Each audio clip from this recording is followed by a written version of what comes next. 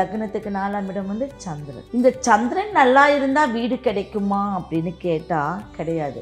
லக்னத்துக்கு 10ஆம் இடம் நல்லா இருந்தா வீடு கிடைக்கும். 10ஆம் இடம் என்ன அப்படின்னு பார்த்தீங்கன்னா மகரம். மேஷத்துக்கு வந்து மகரம்.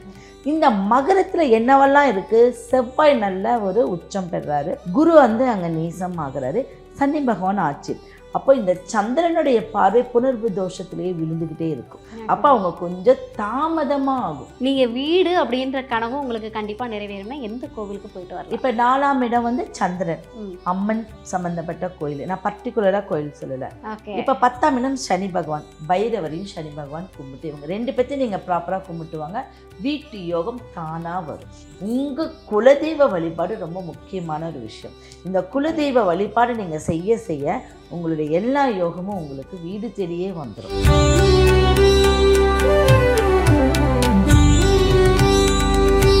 இன்றைக்கி காலகட்டத்தில் எல்லாருக்கும் இருக்கக்கூடிய அத்தியாவசிய தேவை, அதாவது வந்து நிறைய பேர்கிட்ட இருக்கக்கூடிய ஒரு ஏக்கம் அப்படின்னே சொல்லலாம். என்ன அப்படின்னா, நம்மக்கிட்ட ஒரு கால்காணி நிலம் கூட இல்லையே அப்படின்றது வந்து பெரிய ஒரு ஏக்கமாகவே மாறிடுச்சு அப்படின்னு சொல்லலாம். இப்போ எல்லாருக்குமே வந்து வீடு கட்டணும், ஒரு கால்காணி இடமாவது என் பேரில் இருக்கணும் அப்படின்னு. இப்போ நம்ம வந்து முதலாவதாக என்ன அப்படி பார்க்க போகிறோம் அப்படின்னா, ஒரு மனுஷனுக்கு வீடு இருக்கணும், சொந்த நிலம் இருக்கணும் அப்படின்னா அந்த மனுஷன் என்னெல்லாம் பண்ணலாம்? கண்டிப்பாக ரொம்ப நல்ல விஷயம் தானே, நல்ல கேள்வி இது. ஏன்னா வீடுங்கிறது இன்னைக்கு ரொம்ப அத்தியாவசியமான ஒரு விஷயமா மாறிடுச்சு. எல்லாருடைய மனதிலும் எனக்கு ஒரு சொந்த வீடு வேணும், அது வந்து தீராத ஒரு ஆசை. அப்போது இந்த சொந்த வீடுங்கிறது அவங்க நிறைவேறிட்டா நம்ம செட்டில்டு அப்படிங்கிற மாதிரி எல்லாரும் ஓடிட்டே இருக்க காலகட்டத்தில் போதும், அது ஃபுல்ஃபில் ஆன மாதிரி. கண்டிப்பாக அந்த ஓட்டமே அதுக்காக தான். அப்போ வீடு அப்படிங்கிறது அவங்களுடைய 4ஆம் இடம். அப்போ ஒருத்தருடைய லக்னத்துக்கு எப்பவுமே நான் வந்து ராசிக்குங்கிறது நம்ம சில விஷயங்களை தான் எடுத்துக்கணும். அப்போ லக்னத்துக்கு அப்புறம் தான் ராசியில் எடுக்கணும். அப்போ லக்னத்துக்கு 4ஆம் இடம் எந்த இடம் அவங்களுக்கு வருது? இப்போ எல்லாமே ஒரு எக்ஸாம்பிளே சொன்னால் மேஷத்துலேருந்தே நம்ம சொல்லலாம். அப்போ லக்னத்துக்கு 4ஆம் இடம் வந்து சந்திரன் இல்லைங்களா? அப்போது இந்த சந்திரன் நல்லா இருந்தால் வீடு கிடைக்குமா அப்படின்னு கேட்டால் கிடையாது. சந்திரனுக்கு லக்னத்துக்கு 10ஆம் இடம் நல்லா இருந்தால் வீடு கிடைக்கும். அந்த கர்மாவே அனுபவிக்க. ஏன்னா 4க்கு 10 என்னைக்குமே ஒரு விதி இருந்துக்கிட்டே இருக்கு. புரிஞ்சுதுங்களா? அப்போ இந்த 10ஆம் இடம் எப்படி இருக்குன்னு ஒரு பார்த்து வீடு நிர்ணயிக்கணுமே ஒழிய 4ஆம் இடத்தை மட்டும் பார்த்து நிர்ணயிக்க கூடவே கூடாது. அப்போ இப்போ இவருக்கு 10ஆம் இடம் என்ன அப்படின்னு பார்த்தீங்கன்னா மகரம். மேஷத்துக்கு வந்து மகரம். இந்த மகரத்தில் என்னவெல்லாம் இருக்கு? செவ்வாய் நல்ல ஒரு உச்சம் பெறாரு, குரு வந்து அங்கே நீசம் ஆகிறாரு, சனி பகவான் ஆட்சி. அப்போ இந்த சந்திரனுடைய பார்வை புணர்வு தோஷத்திலேயே விழுந்துக்கிட்டே இருக்கும். அப்போ அவங்க கொஞ்சம் தாமதமாக ஆகும். ஆனால் மேஷ லக்னக்காருக்கு அந்த 10ஆம் இடத்துல வந்து செவ்வாய் நல்லா இருக்கிறதுனால இடம் வாங்கிடுவாங்க. ஒரு சிலர் வந்து இடம் வாங்கிடுவாங்க, வீடு கட்ட முடியாது. அப்போ இந்த மாதிரி வீட்டு யோகம் 4-10 இடத்த பாருங்க, அதில் ஓடக்கூடிய நட்சத்திரத்தை பாருங்க.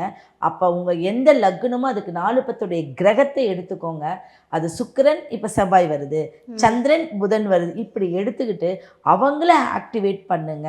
கண்டிப்பாக வீடு வாங்குற ஒரு அமைப்பு அவங்களுக்கு கிடைச்சிடும். அந்த மாதிரியான கோயிலுக்கு நீங்கள் போயிட்டு வாங்க. ஒரு கேள்வி வரும் இல்லையா மேம்? இப்போ நீங்கள் வந்து அந்த மாதிரியான கோவில்ட்டீங்க, இப்போ ஒவ்வொருத்தவங்க ஒன்று சொல்லுவாங்க, இந்த கோவில் போங்க அந்த கோவில் போங்க அப்படின்னு.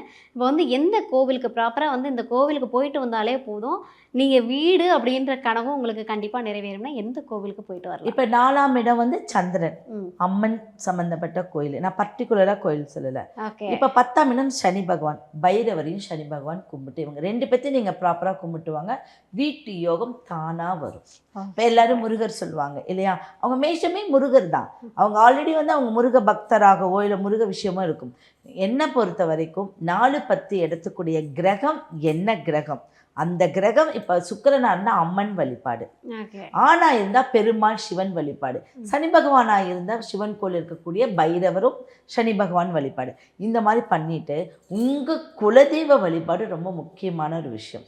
இந்த குலதெய்வ வழிபாடு நீங்கள் செய்ய செய்ய உங்களுடைய எல்லா யோகமும் உங்களுக்கு வீடு தேடியே வந்துடும். இப்போ வந்து நம்ம வந்து ஒரு வீடையே கட்டியாச்சு அப்படின்னா அடுத்தது வந்து எல்லாருடைய தேவை என்னவா இருக்கும் அப்படின்னா, அதுவும் இன்னைக்கு பெரும்பாலானோடைய பெரிய கனவாக மாறிடுச்சு என்ன அப்படின்னா திருமணம் அப்படின்ற ஒரு விஷயம் முன்னாடி காலத்துல எல்லாம் வந்து ஒரு திருமணத்துல இருந்து வந்து மன்னர்கள் வந்து பல திருமணங்கள் பண்ண கதையெல்லாம் உண்டு. ஆனா இன்னைக்கு வந்து ஒரு திருமணம் அப்படின்றதே வந்து பெரிய கனவா மாறி இருக்கு.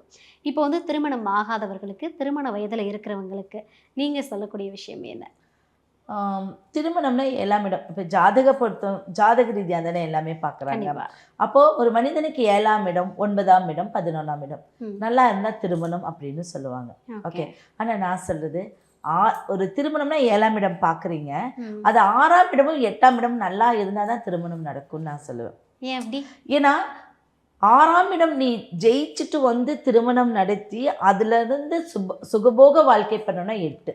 ஓகே. இப்போ சனி பகவான் வந்து ஒரு இடத்துல நிற்கிறாரு. அவர் நிற்கிற இப்போ சந்திர பகவான் நிற்கக்கூடிய முன்னும் பின்னும் இருக்கக்கூடிய இடம் வந்து 7.5 சனின்னு சொல்கிறாங்க ம். இல்லையா? அதே மாதிரி தான் எந்த பாவம் இப்போ 4ஆம் இடம் அப்படின்னு கேட்டால் 3, 5 இடம் நல்லா இருக்கணும். ம். 7ஆம் இடம் நல்லா இருக்கணும்னா 6, 8 இடம் நல்லா இருக்கணும். ஓகே. அப்போ இந்த 6ஆம் இடம் நல்லா இருந்து ஜெயிச்சு வந்து ஒரு 7ஆம் இடத்தை தான் போராடி ஒரு திருமணம் நடத்துறாங்க. ஓகே. அதுல நல்ல வாழ்க்கை தாம்பத்தியம் அமையுமா அப்படின்னு பார்த்தா 8ஆம் இடத்தை பார்க்கணும். அப்ப இந்த சேர்க்கை நல்லா இருந்துருச்சு, இதுல பெருசா ஒன்றும் பாப கிரகங்கள் இல்லை, நல்ல ஒரு அமைப்பு இருக்கு, ஏதாவது ஒரு நல்ல கிரகங்களா பார்வை இருக்குன்னா சீக்கிரம் திருமணம் நடந்துடும். திருமணத்துக்கு மட்டும் ஒரே விஷயம் என்ன அப்படின்னா அவங்களுடைய முன்னோர்களுடைய வழிபாடு. அடுத்தது அவங்களுடைய வம்சாவளி எங்கே பார்க்கணும்? 5ஆம் இடத்தை பார்க்குறோம். அடுத்தது பார்த்தீங்கன்னா 9ஆம் இடத்தை பார்க்குறோம். இந்த வம்சாவளியில் அவங்களுக்கு ஏதாவது பிரச்சனை இருந்துருச்சு, அதில் ஏதாவது ஒரு ப்ராப்ளம் இருக்குது, எனக்கு இந்த வந்து 5ஆம் இடத்துல மாந்தி இருக்குது, 5ஆம் இடத்துல சனி பகவான் இருக்கார், ராகு இருக்குது, கேது இருக்குன்னா அது வம்சாவளி பிரச்சனை. அப்போ எல்லாத்துக்குமே தாமதமான திருமணத்தை தான் கொடுக்கும். அப்போ அந்த வம்சாவளி பிரச்சனை இருந்துட்டாவே என்ன பண்ணணும்னா அவங்க குலதெய்வத்தை தான் அவங்க வழிபடணும். அடுத்தது குழந்தையா இருப்பாங்க இல்லையா அம்மன், வாழை பரமேஸ்வரி அம்மன், பாலாம்பிகை, இந்த மாதிரி சின்ன சிறு குழந்தை வடிவத்தில் கன்னியாகுமரியில் இருக்கக்கூடிய அம்மன், இந்த மாதிரி கோயிலுக்கு போகும்போது அவங்களுடைய வம்சாவளி பிரச்சனை குறையும். குழந்தைகள்னால தான் வம்சாவளி பிரச்சனைகள் வருது.